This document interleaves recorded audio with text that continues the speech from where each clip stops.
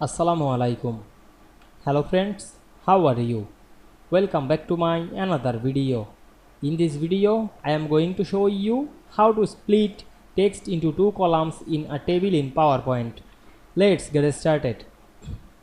At first, you have to open a PowerPoint presentation. Then we can see here many slides included text, table, chart, image and shape. Now we go to the table slide and we can see here some text and one column.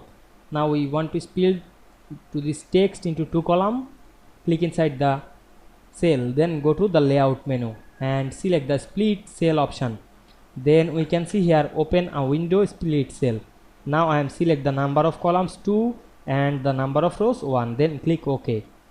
Then we can see we split text into two columns easily. You can write anything. You can apply the same process in another cell. Select the cell and go to the split cell option and make the column number 2 and row number 1, and we can see we make the text to two column easily. I hope you enjoyed the video.